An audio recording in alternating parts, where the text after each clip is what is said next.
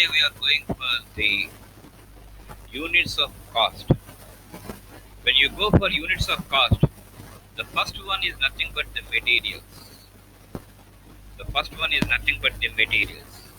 So here materials means the raw materials. But don't be of that opinion that raw materials we will call. Okay. There is another word which is synonymously used, that is nothing but stores. Where the raw materials, not only the raw materials, but other products, other items also you'll come across, like tools, jigs, supplies, okay, maintenance, parts, all these things they will come across. And consecutively, all the things will call that thing as inventory. Inventory. Okay. When a purchaser, when he receives, okay, an order from the various departments, what he will do is he'll go to the suppliers, he'll go to the market, and he will ask the quotations. He'll ask the quotations, and whatever it may be the quotations that he received, he will go through all the quotations at minimum cost. What is the best material that we can draw, that we can get, he will look after, and for that person, for that supplier, he'll place an order. And after getting all the items ordered, then immediately he will send the materials to the stores. Stores is nothing but the place where all the materials are stored or kept, right from pin to plane, that is from small item to big item. The materials, whatever it may be, the items that they come across, they will be kept. And this purchase orders, whatever the purchaser he makes, okay, that purchase order he will get by the purchase requisites from various departments. When the company is very, very small, all the people will be located nearby. So whatever they require, whatever items they require, they'll give that. They'll tell that to the purchase manager, and purchase manager, by collecting all the requisitions, okay, he will place an order.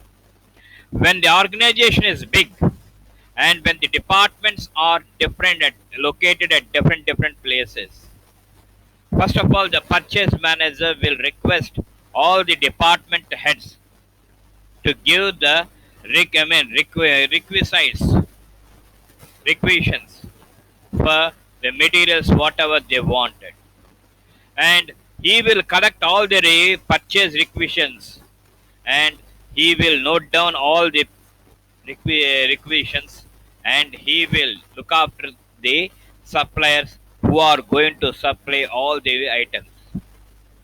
Okay, and one thing you have to keep in mind is he won't get all the items at one place. He has to go for other items, other suppliers, and he will just ask the quotations from those people at minimum cost. What is the best material that he can derive? He will place orders with those suppliers, and after receiving the goods, after receiving the items, he will transfer the items to a stores department.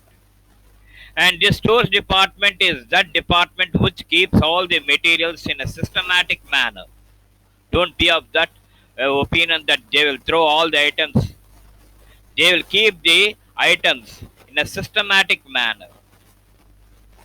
Okay, whether it may be raw materials or whether it may be something else, they will keep in a systematic manner. And it is the duty of the stores manager to receive and to note down all the items whatever he receives, and he has to keep the people and ask them to keep the materials in a systematic manner. And when you go for the stores department, from a small item to a big item, you will get over there. Okay, you'll get. That's why in big companies you'll come across stores.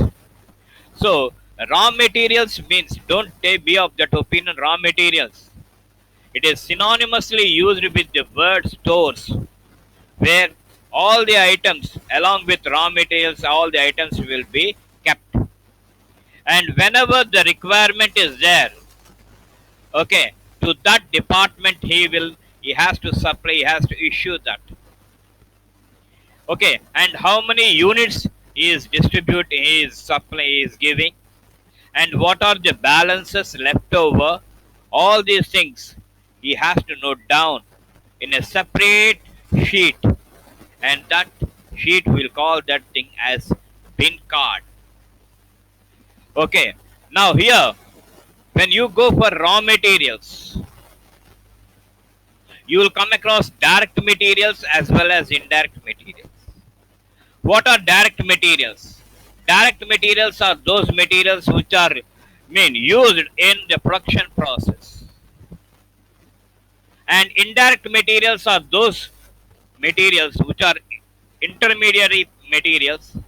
Okay, so they must also be taken into account and they must also be given. So don't be of that opinion that only direct materials are given to production department. You'll come across indirect materials also, and this indirect materials also they have to maintain in the stores. So raw materials are commodities which are consumed or utilized in production and gives farm utility for a product. Direct materials is that material which can be conveniently identified with a particular cost unit. Direct material becomes a part of the finished good.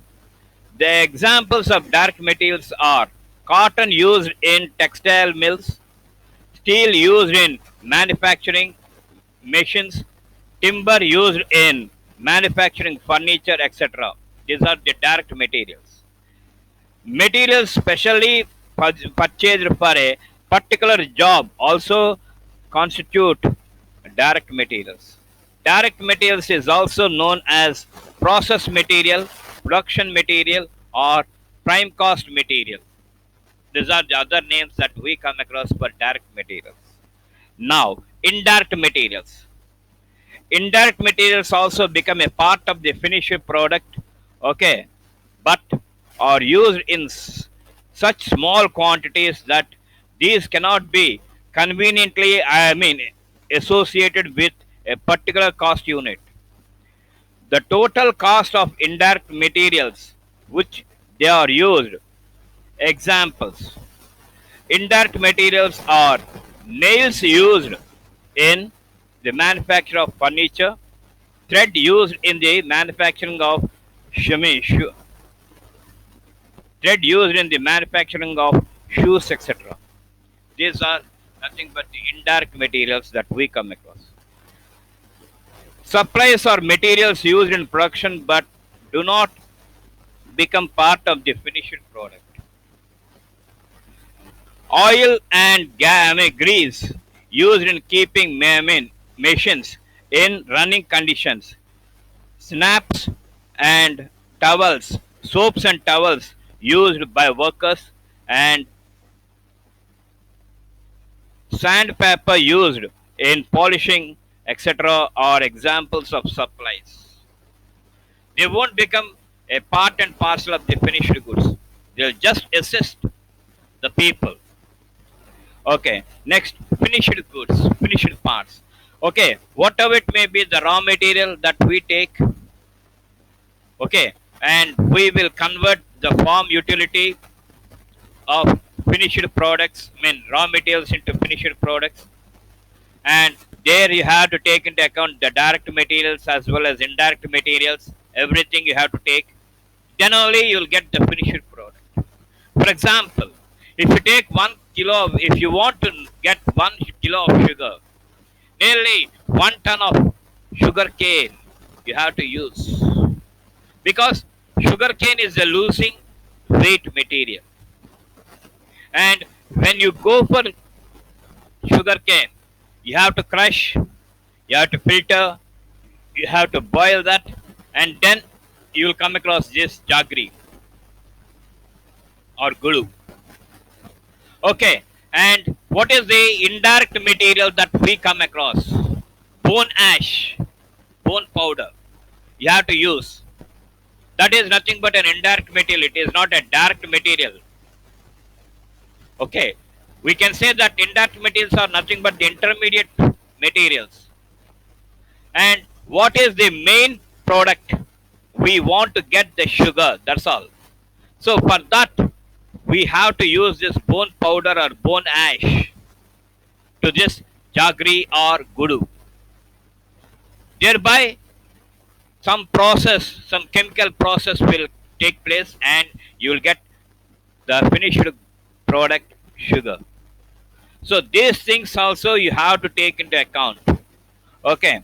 So don't be of that opinion that materials, the direct materials only will give you the finished product.